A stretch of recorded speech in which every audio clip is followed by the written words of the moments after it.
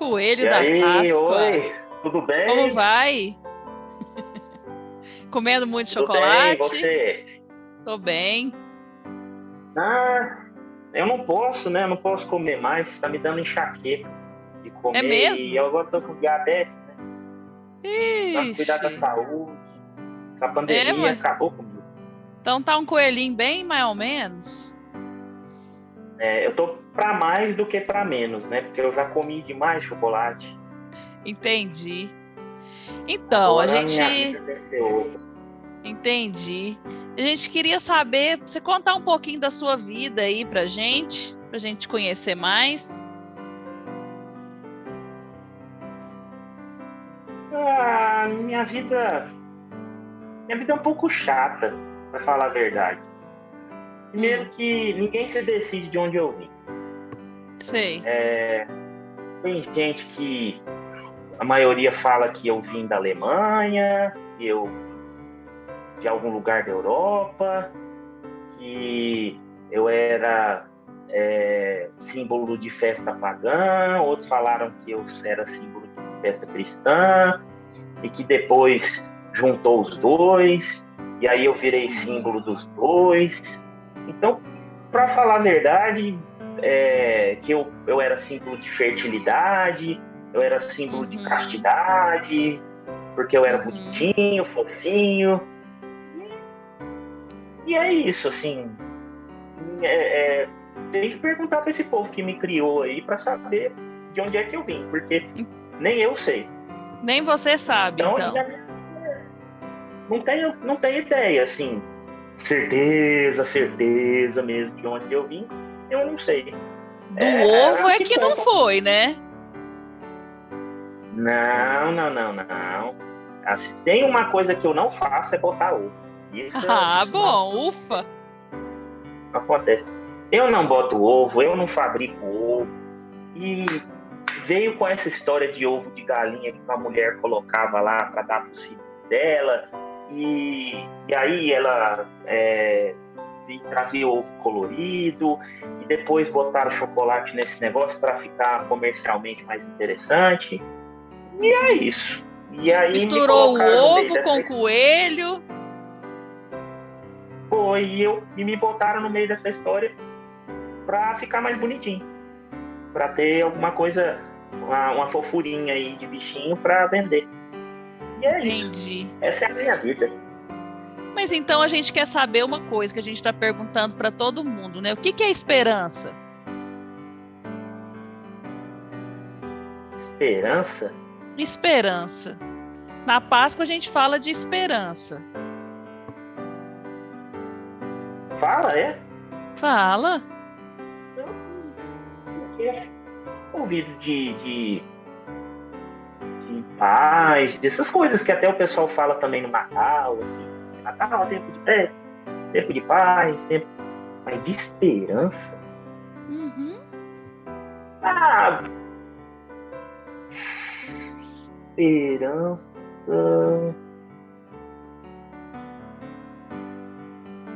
Esperança. É, o que é esperança?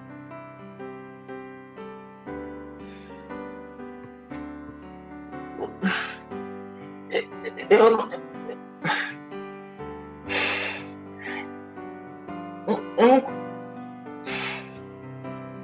eu não sei. Eu não sei o que é esperança. Não sabe? Não tenho ideia. Não, Mas a gente precisa falar de não sei. esperança. Eu, eu não sei. De Não novo. O sei o que é que é esperança. esperança? O que é esperança? Eu não sei o que é esperança. Não tenho ideia. Eu não tenho a menor ideia do que é isso. Não sei. Eu não sei. Não tenho ideia.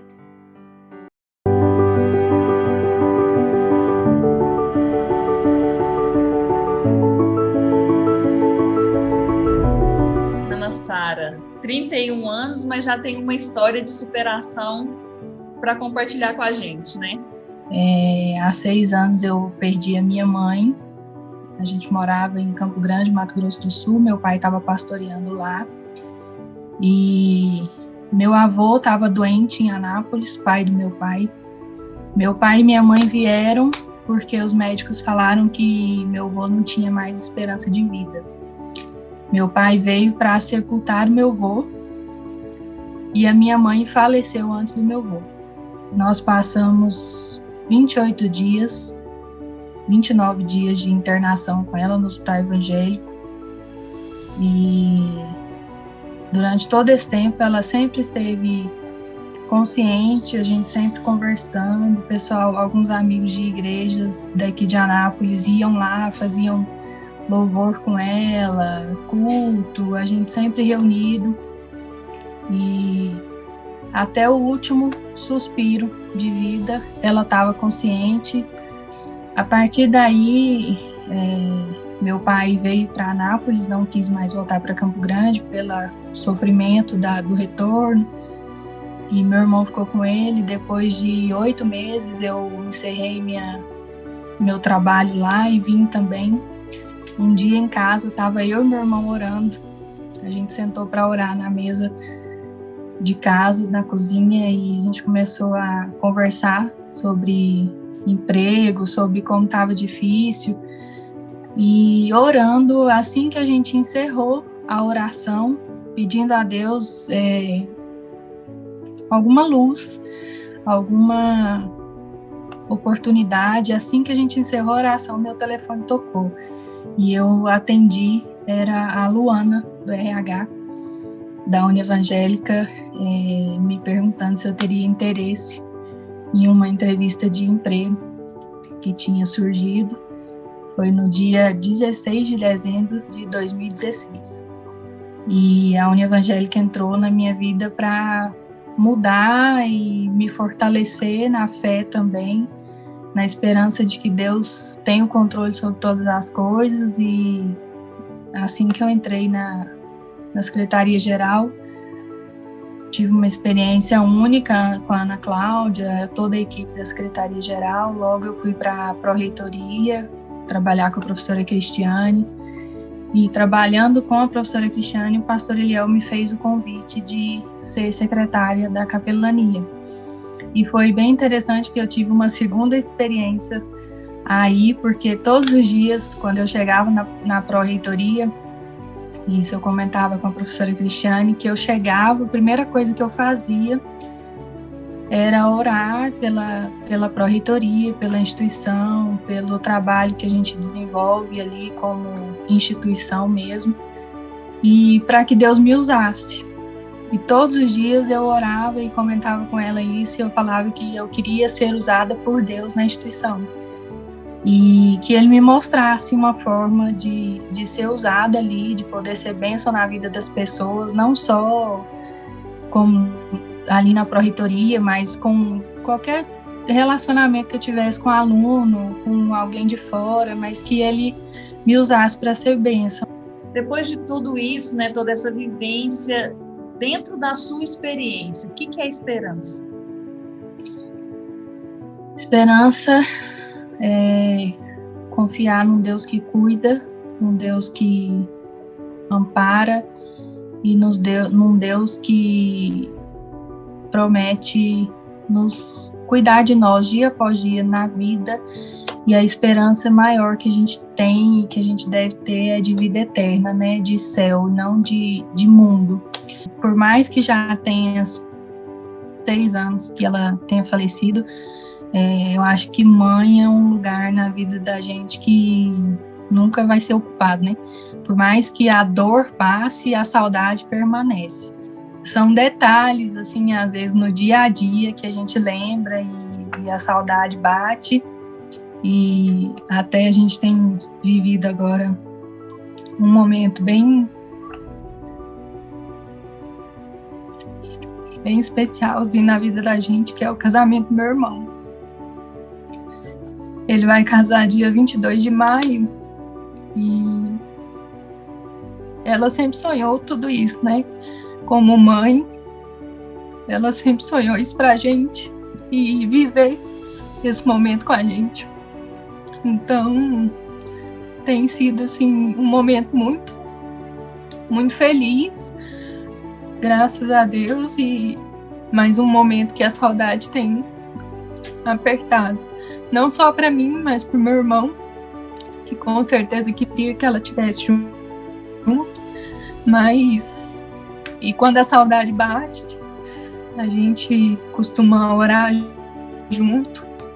Meu pai não mora mais com a gente, mas às vezes a gente liga para ele e chama ele para vir aqui e a gente conversa, ora juntos, e Deus prontamente consola e conforta, né?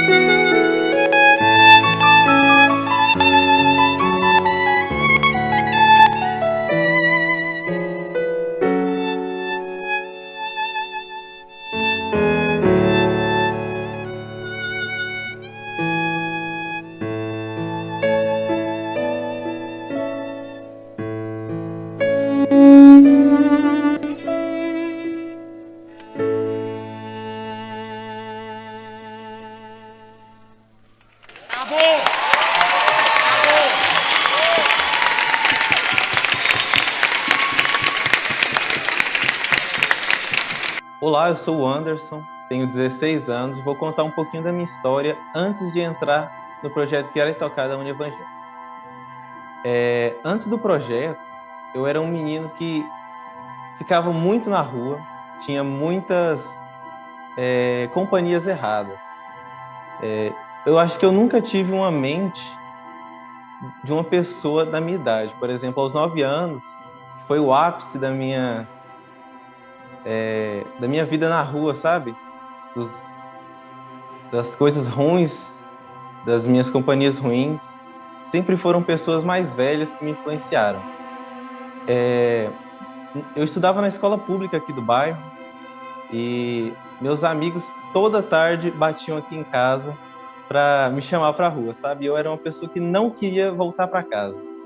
Minha mãe falava: filho, vamos para casa, né? Já está de noite, não sei o quê. Mas eu gostava demais daquilo lá. Na escola pública, uma vez, tempo de eleições, que é o que geralmente acontece, houve um projeto de música. Eles estavam dando aula de música nessa escola pública. E eu comecei com violão. Não gostei, saí, fiz só uma aula. Violino também fiz uma aula e não gostei também. Cheguei em casa e falei: não quero ir mais não. Só que minha mãe falou assim, não, faz mais uma aula, vê como é que faz, vai uma semana. Fui uma semana. Comprei um violino, falei para minha mãe, eu quero aprender violino. Gostei demais. Aí, só que aqui perto não tinha nenhuma instituição que, pelo menos que a gente sabia, né, que dava aulas de instrumento. Então minha mãe foi à procura, descobriu o projeto Criar e Tocar, foi fazer a minha inscrição, eu queria demais tocar violino. Um professor em específico, antigo já, me ajudou muito nessas questões que eu tinha do passado, de influências erradas, e sempre conversou muito comigo sobre isso. Depois desse tempo, com esse professor lá no projeto, eu comecei a ver o mundo de outra forma. Peguei uma outra visão de mundo, certo? Comecei a dar mais valor aos meus amigos que eu tinha criado ali no Criar e Tocar. Parei de ir tanto à rua, tanto que minha mãe comentou, né? O tanto que eu tinha mudado. Falou, nossa, eu não sabia mais o que fazer com você, você só queria ficar na rua. A melhor coisa que eu fiz na vida foi te colocar nesse projeto. Acabou que eu quis ter o violino como uma profissão. Eu fui estudando mais, cada dia mais.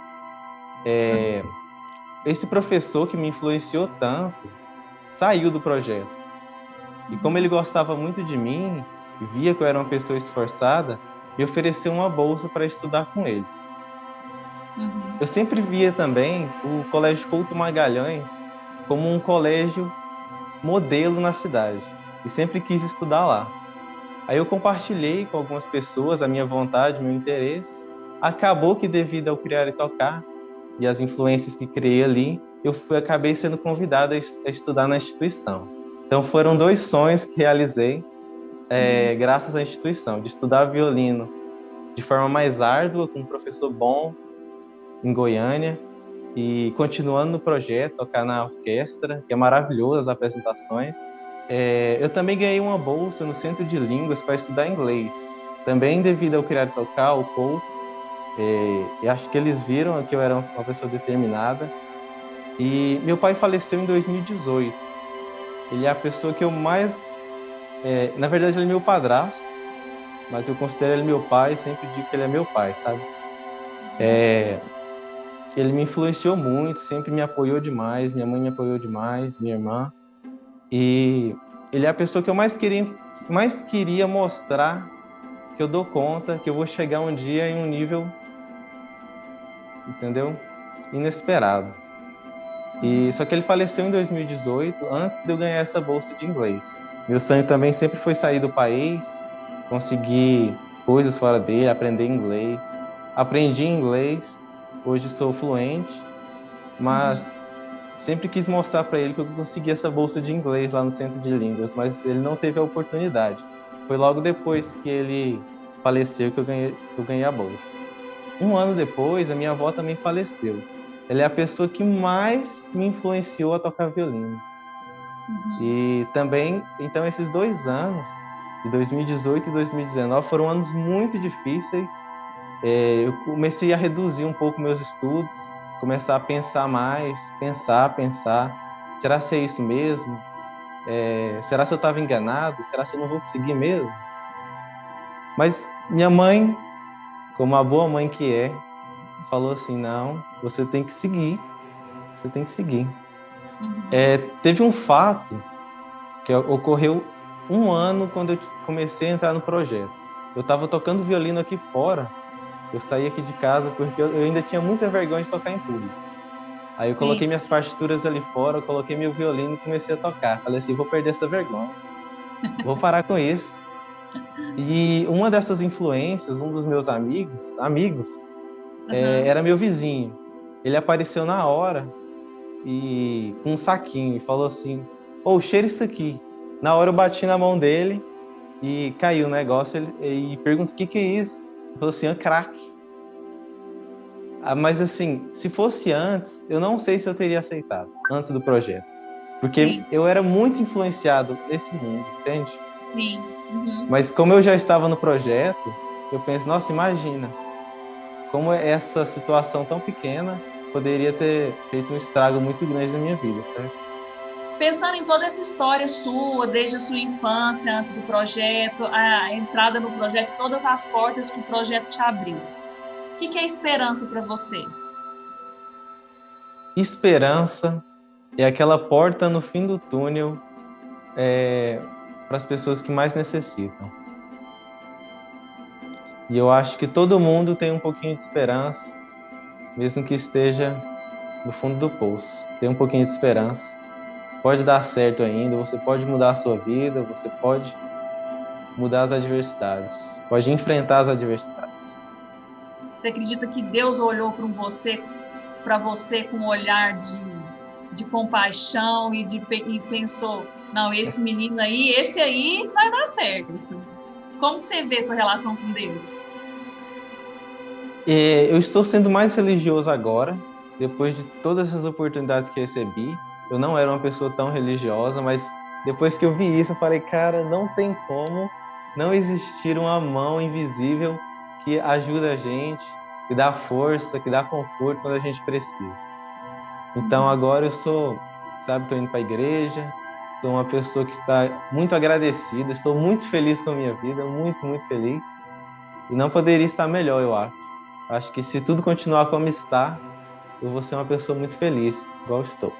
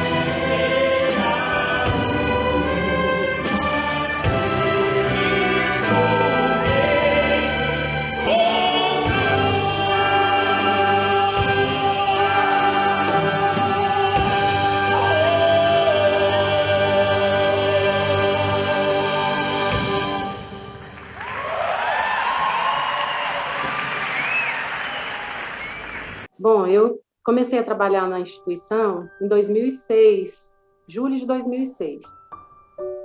Em 2008, eu me divorciei do pai das minhas filhas, né? Eu comecei em 2006, né? No mesmo ano eu engravidei da minha caçula, né? E em 2008 eu me separei do pai delas, né? E fiquei com a Heloísa, de 1 ano e 2 meses, né? E a Alana com 5 para 6 anos. E muito pequenas, as duas. E eu me vi, assim, numa situação, assim, onde eu pensava, meu Deus, o que será de mim? Essa pergunta ecoou na minha cabeça por várias vezes. Eu acredito firmemente que o papel da instituição na minha vida, o papel da União Evangélica, o local onde eu trabalho, foi fundamental nesse processo de separação, né? Eu tive um apoio muito grande que eu não imaginava receber, né? Não imaginava. Me vi muitas vezes perdida, né? Sem saber ao certo para onde, que rumo tomar, para onde ir, né? E as coisas foram seguindo. Fui tendo esse apoio, né? No momento, nesse período, era a Ana Cláudia, que era minha chefe, né? Na Secretaria-Geral, trabalhava com ela. e tive esse apoio de todos os meus colegas lá da Secretaria-Geral, da Ana Cláudia e da instituição em si, né? Nesse período que eu passei por essa separação, pelo divórcio, a Heloísa estava pequena, né? E eu ainda estava cursando, tinha começado a faculdade, né? Tinha começado a cursar o curso de pedagogia na instituição, através de bolsa, a faculdade, a instituição me concedeu uma bolsa e fomos para frente, fui à luta, né? Cursando à noite, deixava as minhas filhas com a minha ex-sogra durante o dia, e foi ficando o período, até que chegou um momento que eu soube, por estar lá na instituição, eu soube do projeto Criar e Tocar, que a gente tinha essa possibilidade, que eu tinha essa possibilidade de colocar a Lana mais tarde, porque até então eu ficava com a minha ex-sogra, né? E aí, depois de um determinado tempo, não pôde ficar mais, e isso tudo me angustiava muito, né? Essa questão de saber com quem deixar, aonde ficar. E aí, esperei 3 anos, né? Porque os alunos que começam no projeto Criar e Tocar, eles têm a idade de 9 anos para iniciar, né? Quando a Lana completou os 9 anos, já coloquei, né? Já consegui uma vaga para ela lá. Então, ela estudava de manhã no Couto, né? Eu tive mais essa graça também, que foi conseguir uma bolsa para ela, né? Para a Lana no Couto. E ela estudava de manhã no Couto e ficava no projeto Criar e Tocar à tarde. E a Heloísa, depois, com o passar dos anos também, eu fui esperando, né? Completar a idade, né? Para poder colocar também a Heloísa no projeto Criar e Tocar, porque é um projeto que me atendia em todos os quesitos, né? Eu deixava ela à tarde, lá já tinha o lanche, lá fazia o reforço escolar, fazia as tarefinhas da escola, e tem toda a questão pedagógica também, né? Eles são inseridos no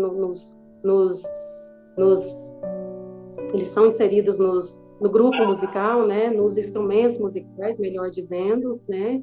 E a partir daí foi tempo de crescimento, né? Porque ela foi se interessando pelo violino, né?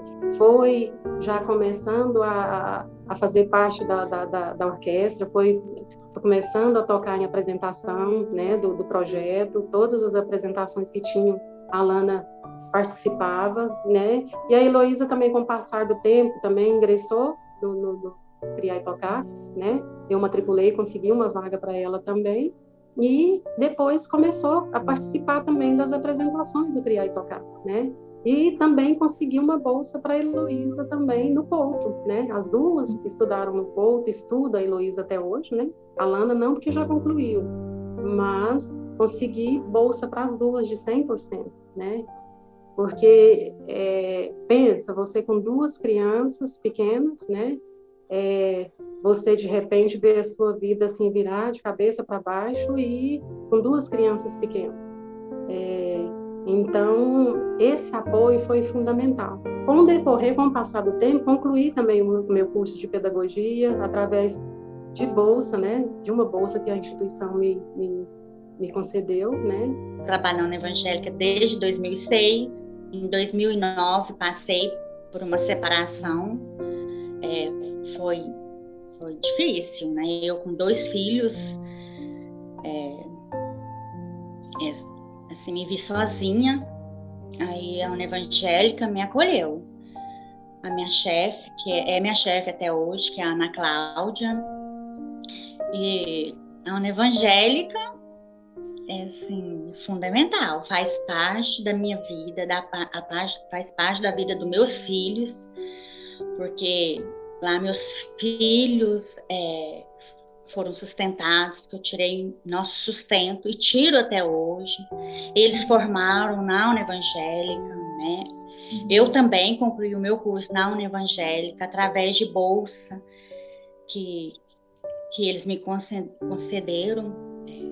Concluí, fiz minha pós-graduação. Então eu só tenho que agradecer. Eu ia participo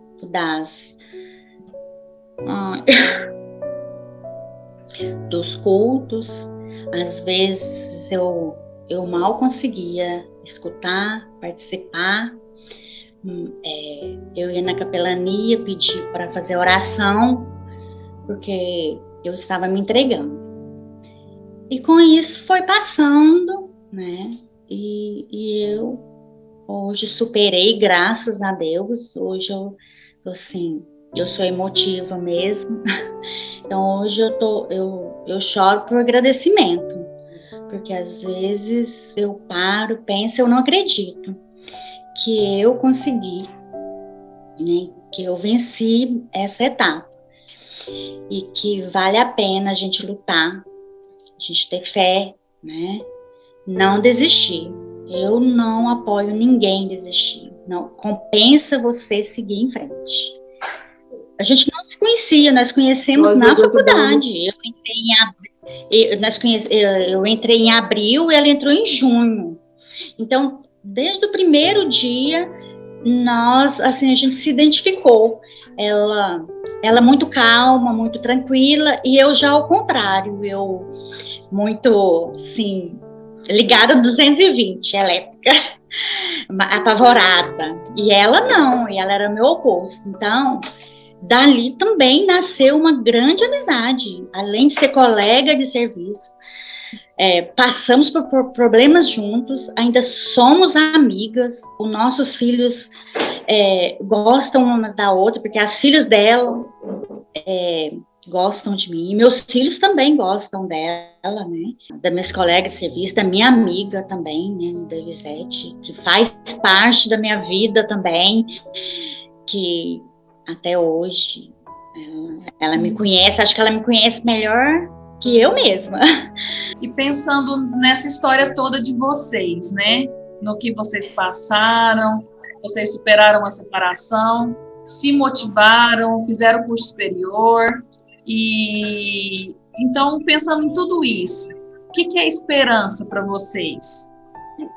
Como vocês definiriam esperança? Para mim, esperança é saber que nós temos um Deus, né, que cuida de nós, né, que é um Deus zeloso, é um Deus fiel, né, que cuida, que supre as nossas necessidades, mesmo assim em momentos que a gente pensa que está sozinha, e aí Deus vem e mostra, né, que nós não estamos sozinhos, né, e Ele vai abrindo as portas, né, Ele vai colocando pessoas, Ele vai abrindo caminhos. As palavras da Elisete, a minha esperança é a fé, né, que nós temos, que tem um Deus olhando por nós, né, que nós não estamos sozinhas, não estamos só, e eu acredito que nós vamos superar tudo isso, né, por essa dificuldade que nós estamos passando.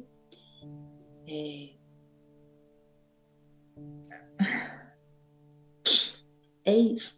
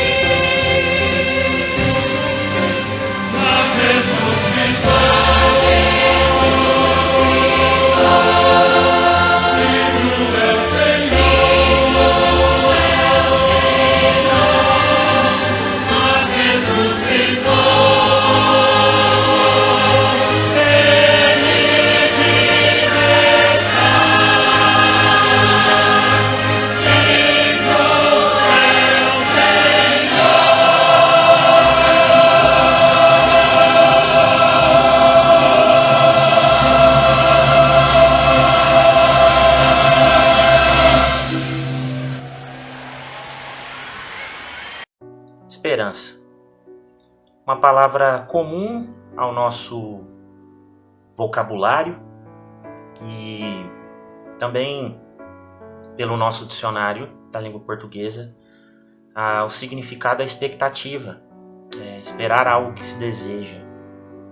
E o reconhecimento no dicionário de que é uma das 3 virtudes teologais, ou da teologia, uma das 3 virtudes que o apóstolo Paulo destaca ao final do capítulo 13 da primeira carta aos Coríntios. Pois ele diz que agora permanecem a fé, a esperança e o amor. Esperança, no termo grego, tem a ver com antecipar o prazer.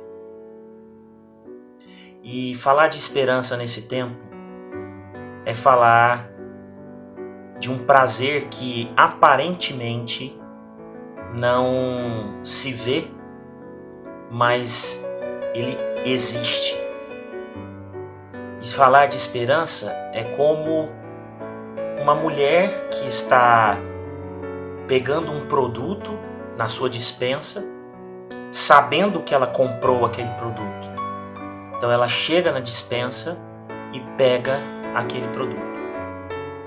Esperança não é como uma pescaria, que você vai sem saber se realmente vai pegar um peixe ou não. Não é baseada na incerteza, mas é baseada na fé. Por isso, Paulo diz que as 3 virtudes são fé, esperança e amor.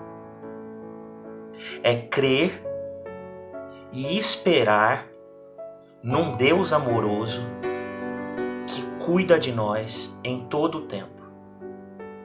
Ele está cuidando de você, Ele está cuidando de mim, Ele está cuidando de todos nós nesse tempo. Ainda há vida, porque há esperança. E essa esperança existe porque Cristo veio e Cristo deu a sua vida e ressurgiu para que a vida permanecesse e nós pudéssemos ter esperança de que nele nós encontramos vida, vida abundante e principalmente vida eterna. Jesus é a nossa esperança. Que Ele seja a esperança do seu coração, que Ele seja a esperança do meu coração e que Ele nos guie nesses tempos difíceis e esteja com cada um de nós, confortando os corações abatidos, reanimando os corações desanimados e trazendo alegria para aqueles que perderam a alegria. Que Deus abençoe a todos.